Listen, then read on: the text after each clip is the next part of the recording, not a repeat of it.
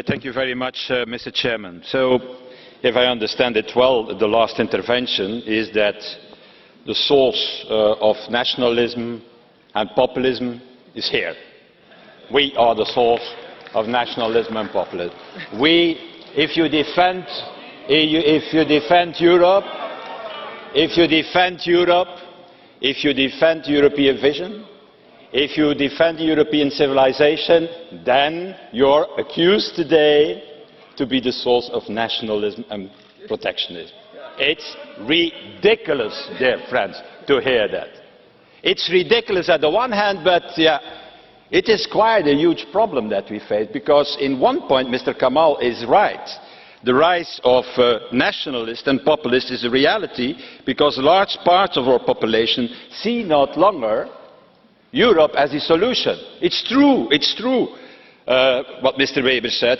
Young people are in favor of Europe, and on the other hand, you have many large parts of the population who don't no longer see Europe as the solution. And that is the real crisis in Europe for the moment. This split between generations, you could say, between young people believing in a future, in a European future, and others who have huge problems with it. And why they have problems with it, let's face it together. Not the young generations, the other parts.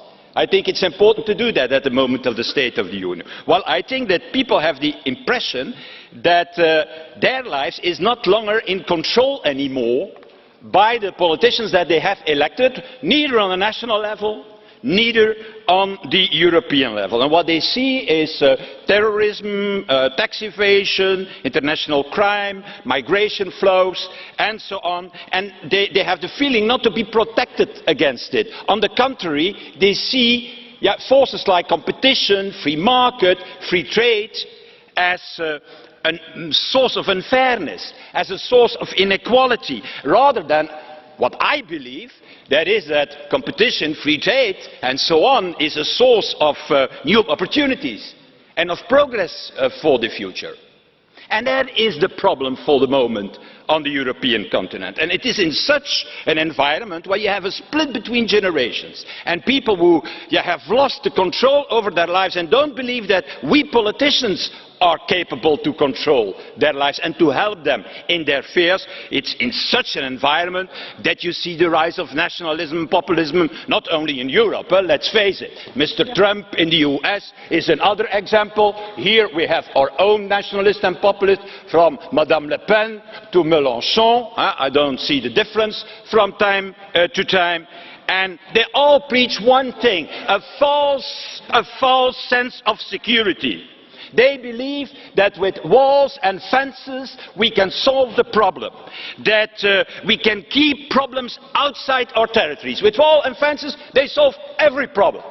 Migration problem is solved with that, climate change is solved with that. Every problem they solve with walls and fences. And I think it's wrong. How you keep climate change outside your borders? With fences? With walls? How you keep terrorists outside your borders? With national walls or fences, or with a European policy instead? And how you deal, for example, with tax evasion and with offshoring? You can only do that with supranational policies and supranational instruments in the future. But it's true, I believe that the discontent, the fear, the anger of our citizens is caused by this fracture. A fracture that is that on the one hand we have globalization of our world, and on the other hand democratic policies were still only in fact being developed on a national, a local level. And it is, in my opinion, this imbalance that was the basis also for the financial crisis in 2008, because the markets were global and our policies were not.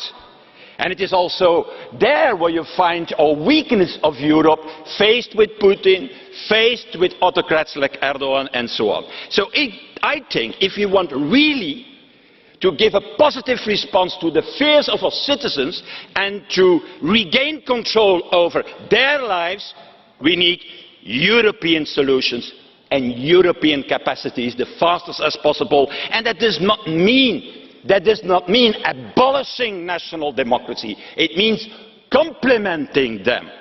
And that means, at the same time, in my opinion, you could say that in one word, Europe is not the source, but is the counterweight for wild and uncontrolled globalization. And at the same time, Europe is also the cure against the cancer of nationalism that we have today in Europe.